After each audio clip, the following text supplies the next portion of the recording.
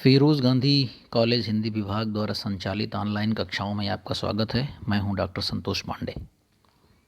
ये class BA first year first semester के first paper से संबंधित है। पिछली कक्षा में मैंने पृथ्वीराज रासो और चंद बरदाई पर तमाम बातें की थी आपके बीच में, और कुछ बातें आज उस संबंध में और हम करेंगे। और इस प्रकार से पृथ्वीराज रासो के संबंध में हमारी बातें फ़िलहाल समाप्त होंगी और हम किसी अगली कृति को, किसी अगले रासो ग्रंथ को अपने अध्ययन का केंद्र बनाएंगे। तो चलिए, पिछली कक्षा में जहाँ मैंने समाप्त किया था वहाँ पर ये बताया था कि मैं कल आपको, या अगली कक्षा में आपको मैं रासो में कितना इतिहास है, कितनी कल्पना है, कौन से रस हैं, और इस प्रकार की कुछ दो चार बातें आपको बतानी शेष रह गई थी। तो चलिए, कॉपी कलम निकाल लीजिए आप। अध्ययन अध्यापन की शैली वही रहेगी। मैं यहाँ से कुछ बोलूँगा, बताऊँगा, और जहाँ कहीं आवश्यकता होगी आप उसे लिखेंगे, और जहाँ कहीं आवश्यकता होगी मैं उसे व्याख्यायित करता हुआ चलूँगा। चलिए, पृथ्वीराज रासो के बारे में आप तमाम चीज़ें जान चुके हैं। यहाँ पर हम ये जानते हैं कि इसकी प्रामाणिकता और अप्रामाणिकता को लेकर के जो तमाम तर्क दिए गए, उस आधार पर भी, और दूसरा आधार ये है कि लोग कहते हैं कि कोई भी काव्य ग्रंथ पूरी तरह से इतिहास नहीं हो सकता है, उसमें कवि की कल्पना का सहयोग अवश्यमेव रहता है, तब वह एक मनोरंजक, उद्देश्यपरक, भावपूर्ण, संवेदनापूर्ण ग्रंथ बन पाता है। देखिए, इसमें कोई दो राय नहीं है कि पृथ्वीराज रासो आदिकाल का एक श्रेष्ठ महाकाव्य है, और इसकी काव्यात्मकता जो है वो सर्वोपरि है, सर्वसिद्ध है। इसमें कहीं कोई दो राय नहीं है।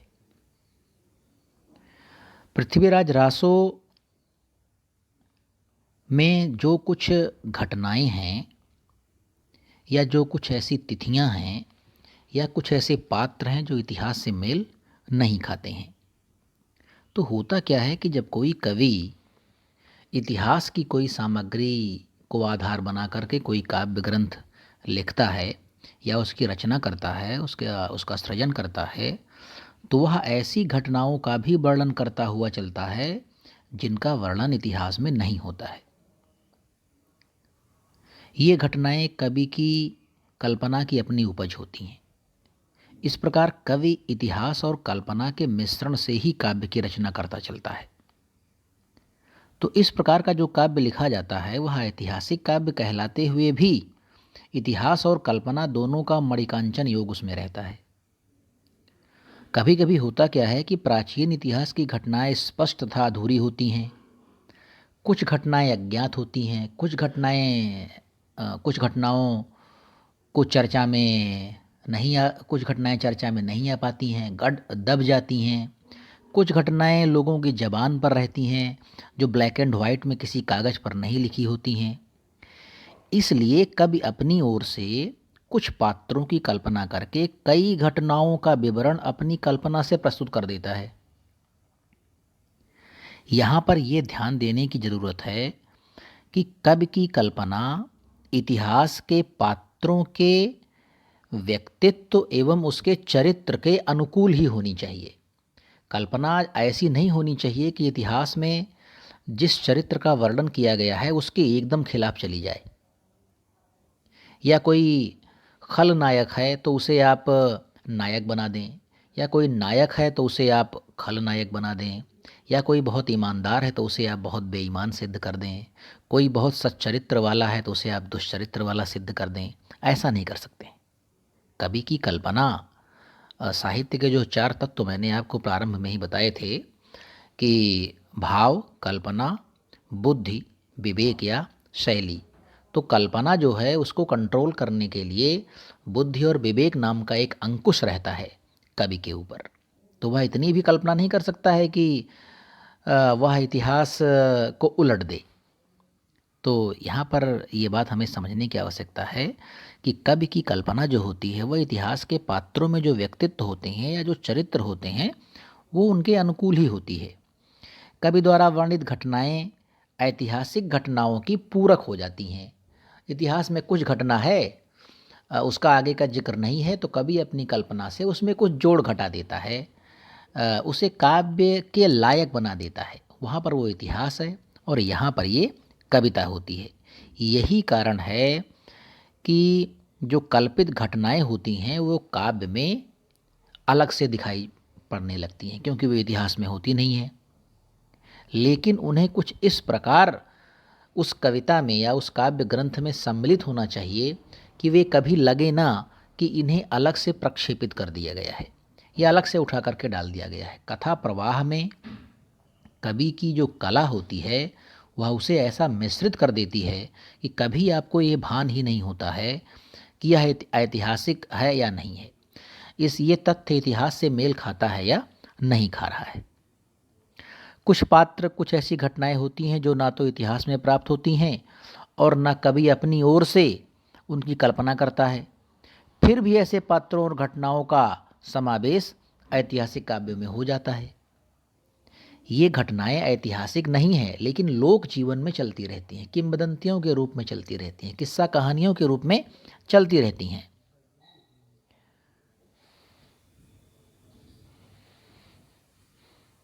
तो इस प्रकार हम ये समझ सकते हैं कि कोई काव्य ग्रंथ किस प्रकार से इतिहास और कल्पना का मिश्रण हो जाता है। तो चलिए इसमें कुछ एक दो पॉइंट हम लिखेंगे। पहला बिंदु हम लिखेंगे, पहले तो हेडिंग यही डालेंगे हम कि पृथ्वीराज रासों में इतिहास और कल्पना का समन्वय। पृथ्वीराज रासों में इतिहास और कल्पना का समन्वय।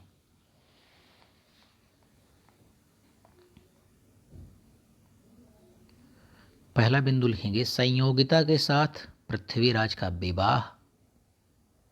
संयोगिता के साथ पृथ्वीराज का विवाह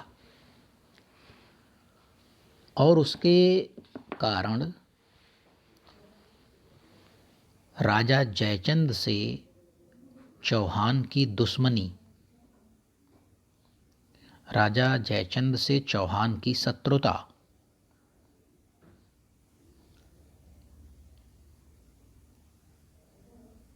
यह कल्पना प्रसूत है। यह कल्पना प्रसूत है।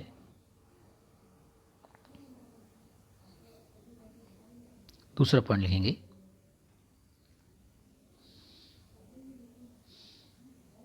पृथ्वीराज रासो के अनुसार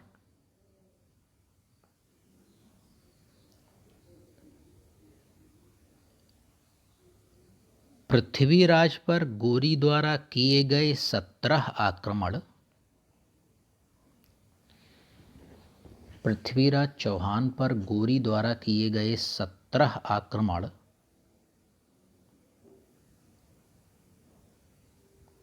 तथा प्रत्येक में गोरी की पराजय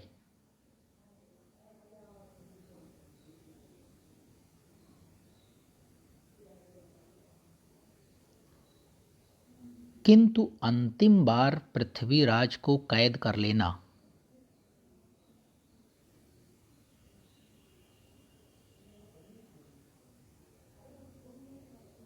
तथा चंदबरदाई की सहायता से पृथ्वीराज द्वारा गोरी का वध आदि घटनाएं कल्पना प्रसूत हैं।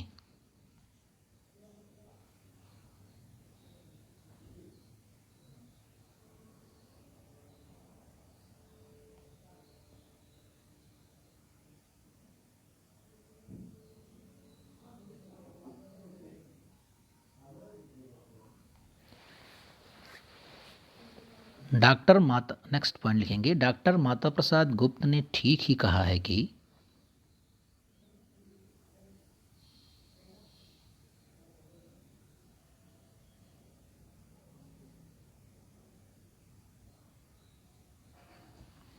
रासो संपूर्ण रूप से ऐतिहासिक रचना नहीं है। रासो संपूर्ण रूप से ऐतिहासिक रचना नहीं है। उसके अनेक उल्लेख उसके अनेक उल्लेख, यानी रासो की तमाम ऐसी घटनाएं, तमाम ऐसे उल्लेख, तमाम ऐसे कथानक, तमाम ऐसी बातें, उसके अनेक उल्लेख अवश्य ही कल्पना प्रसूत हैं, अवश्य ही कल्पना प्रसूत हैं।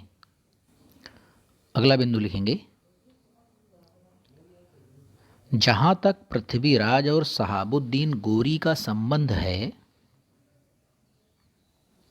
जहाँ तक पृथ्वीराज और शहाबुद्दीन गोरी का संबंध है, ये दोनों भारतीय इतिहास के प्रख्यात व्यक्तित्व हैं।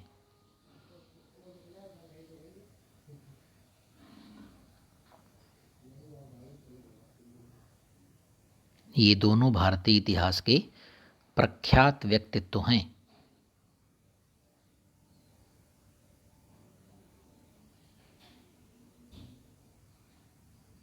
दूसरा बिंदु लिखेंगे, अब ये सब जो मैं लिखा रहा हूँ, ये जो पहला बिंदु लिखा है, ये ऐतिहासिक चीज़ें हैं जो इतिहास में मिलती हैं। चंद बरदाई भी पृथ्वीराज के सामंत, चंद बरदाई भी पृथ्वीराज के सामंत, मित्र तथा दरबारी कवि के रूप में विख्यात हैं।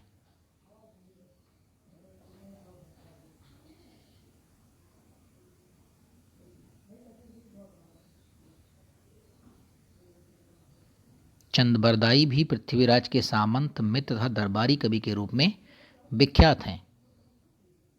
नेक्स्ट पॉइंट, पृथ्वीराज चौहान की राजधानी दिल्ली भी एक प्राचीन ऐतिहासिक नगरी है। पृथ्वीराज चौहान की राजधानी दिल्ली भी एक ऐतिहासिक प्राचीन नगरी है।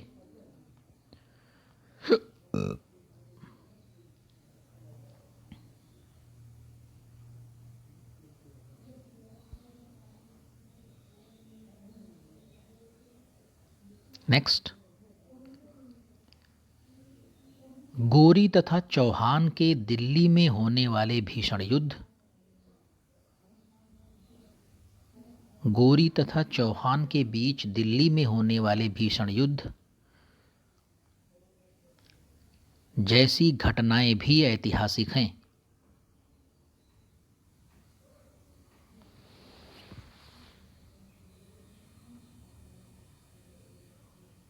जैसी घटनाएं भी ऐतिहासिक हैं।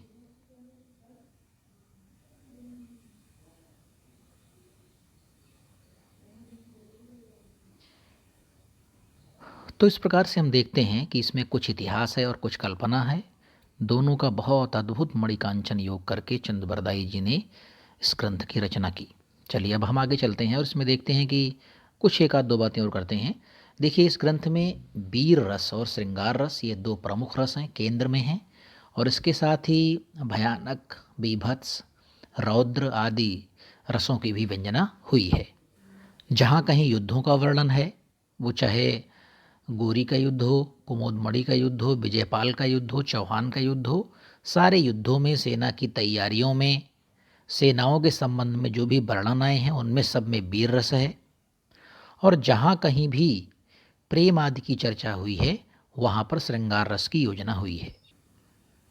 वीर रस के लिए मैं आपको एक उदाहरण बोल रहा हूँ, सीधे पृथ्वीराज रासो का, उसे आप लिख लेंगे। इसकी फ़ोटो मैं आपको ग्रुप पर सेंड कर दूंगा, उसे देख करके आप लिखेंगे, क्योंकि इसकी भाषा थोड़ी अटपटी है, लिखने में गलती हो सकती है। गही तेग चहुआन हिंदवान रानम, गजम जूथ परिकोप के हरि समानम, करे रुंड मुंड करी कुंभ फारे, वरम सूर सामंत हु की गर्ज मारे। ये वीर रस का एक उदाहरण है, आप इसे लिख लेंगे। अगर प्रश्न में कहीं आता है एग्जाम में, तो आप इसे वहाँ पर प्रयोग कर सकते हैं। श्रृंगार के संबंध में आपके पास एक जो किताब होगी, इसकी लखनऊ विश्वविद्यालय लखनऊ पर लिखा है, हिंदी साहित्य का इतिहास, प्रकाशन केंद्र लखनऊ से छपी हुई एक गाइड है। इसमें एक कविता दी हुई है श्रृंगार रस के संबंध में, कई कविताएं दी हुई हैं, लेकिन जो इसकी पहली कविता है पेज नंबर 58 पर, हिंदी साहित्य का इतिहास आदिकाल से रीतिकाल की जो गाइड है, प्रकाशन केंद्र लखनऊ द्वारा छपी है, इसके पेज नंबर 58 पर एक कविता है, मनहु कला ससिभान कला 1600 बन्नी, बाल बैस ससिता समीप अमृत रस पिन्नीय, बिगस कमल सिग भ्रमर बेनु खंजन मृग लुट्टिय, हीर कीर अरुबिंब मोति नख सिख अहि घुट्टिय। ये श्रृंगार रस का एक अद्भुत उदाहरण है। तो आप क्या करिएगा, इसकी पहली की दो पंक्तियाँ यानी मनहु कला ससिभान कला 1600 बन्नी, बाल बैस ससिता समीप अमृत रस पिन्नी, इसको आप याद कर लीजिएगा। इसका अर्थ मैं आपको बता दे रहा हूँ, इसका अर्थ क्या होता है। तो पहले तो हम देखेंगे इन दोनों पंक्तियों में जो शब्द आए हैं उनका हम आपको अर्थ लिखा दे रहे हैं। देखिए पहला शब्द है इसमें मनहु। मनहु का अर्थ होता है मानो, मनु मानो जनु जानो, प्रेक्षालंकार में आपने पढ़ा होगा। मनहु मतलब मानो। फिर है कला, कला से आप जानते ही हैं कला, आर्ट। फिर दूसरा शब्द है ससिभान, ससभान। ससभान का मतलब होता है चंद्रमा के समान। सस माने होता है चंद्रमा, भान माने होता है समान। ससभान चंद्रमा के समान। फिर है बन्नीय, बन्नीय का मतलब होता है बनाई गई।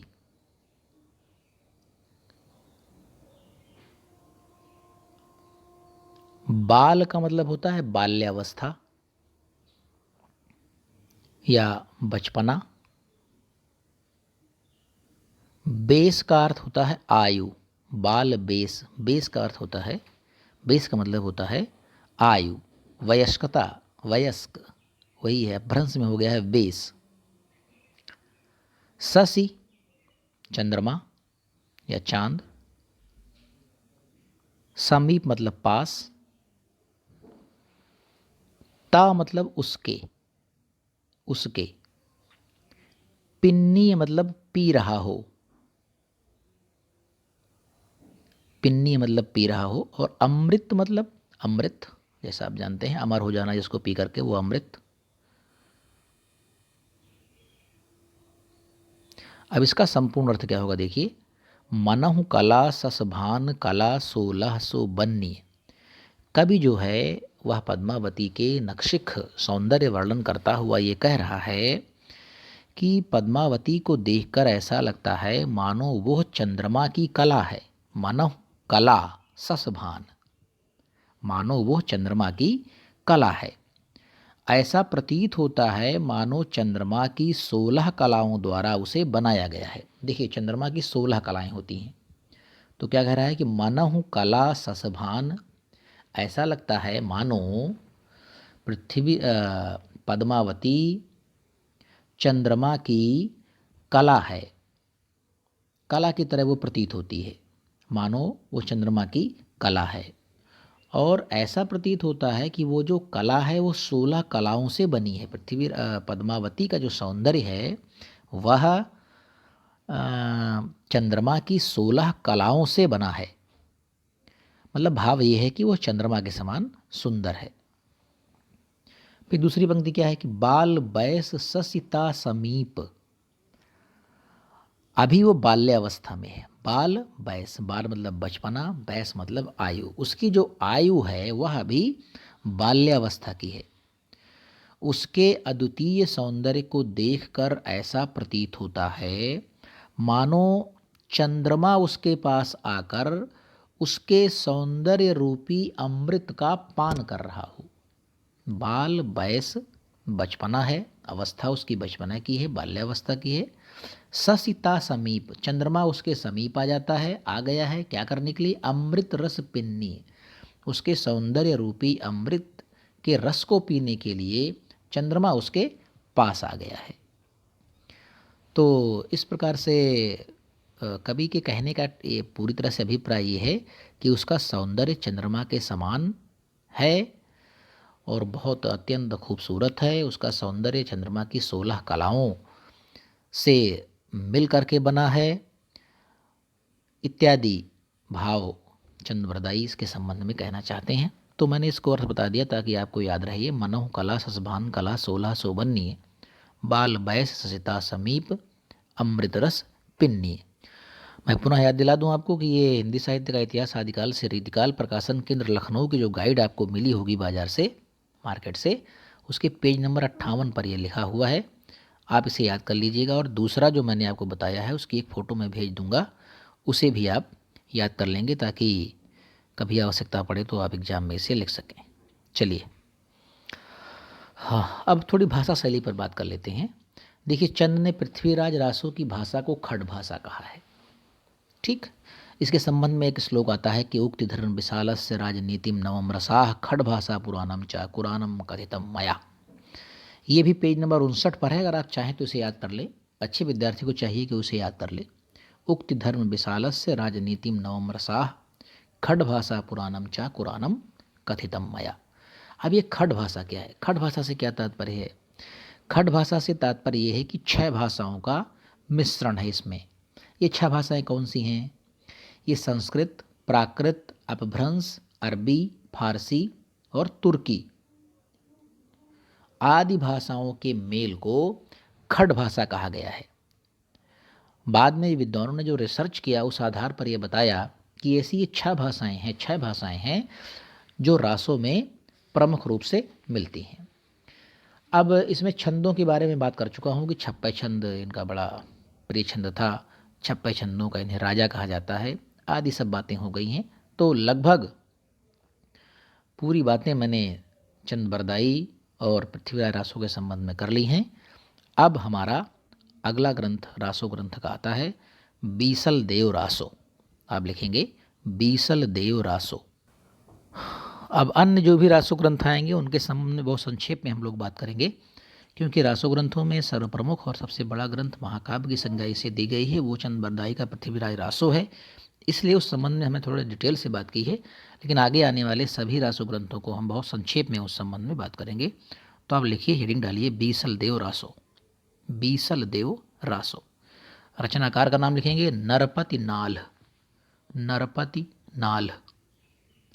रचनाकाल लिखेंगे 1212 विक्रमी संवत। 1212 विक्रमी संवत। ब्रैकेट में आप चाहें तो लिख लें 1155 ईस्वी।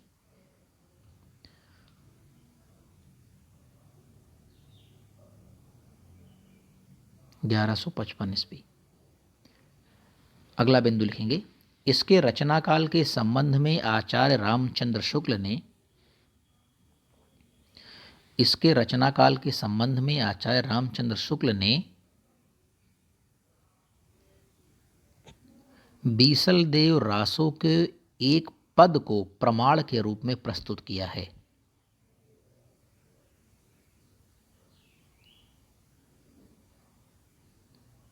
बीसल देव रासो के एक पद को प्रमाण के रूप में प्रस्तुत किया है। टैस करके वो पद लिखेंगे, उसकी एक लाइन जिसमें वो डेट आ रही है। हाँ, इनवर्टेड कामा के अंदर लिखेंगे। कोई भी पंक्ति, कोई भी कथन हमेशा इनवर्टेड कामा के अंदर लिखा जाना चाहिए। 1272 1272 यानी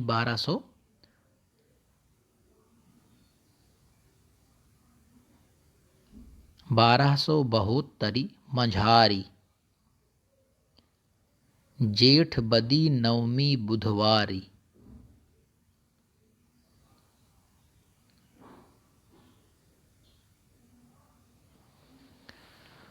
नेक्स्ट पॉइंट लिखेंगे, मुख्य कथानक, यानी इसमें मुख्य कथा किसकी है? मुख्य कथानक।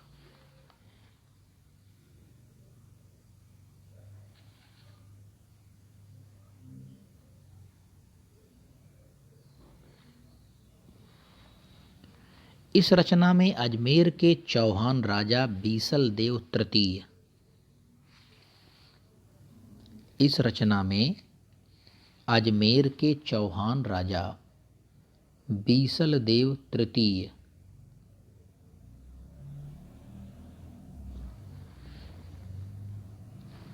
ब्रैकेट में लिखेंगे विग्रहराज चतुर्थ। विग्रहराज चतुर्थ तथा मालवा के राजा भोज परमार की पुत्री तथा मालवा के राजा भोज परमार की पुत्री राजमती के विवाह, वियोग एवं पुनर्मिलन की कथा का वर्णन किया गया है।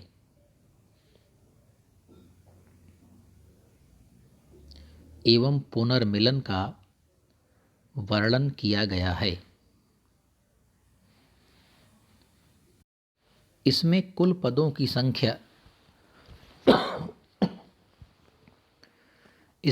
पदों की संख्या किसी संस्करण में 316 छंद,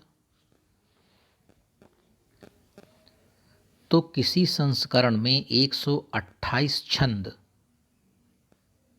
मिलते हैं।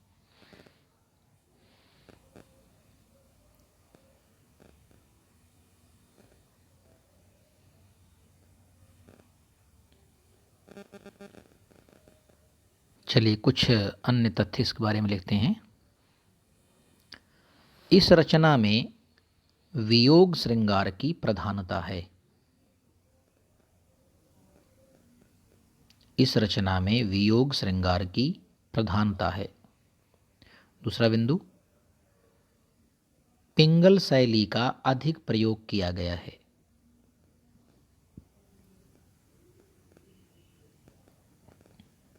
पिंगल शैली का अधिक प्रयोग किया गया है। अगला बिंदु, हिंदी साहित्य में 12 मासा वर्णन की परंपरा इसी रचना से प्रारंभ हुई मानी जाती है।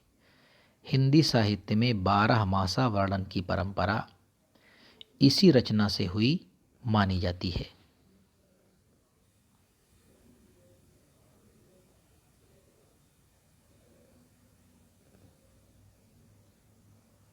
12 मासा क्या है, इस संबंध में मैं अपनी अगली क्लास में आपको बताऊंगा। ये क्लास यहीं पर समाप्त होती है। अगली क्लास जल्द ही रिकॉर्ड करके आपको ग्रुप पर मिलेगी। धन्यवाद।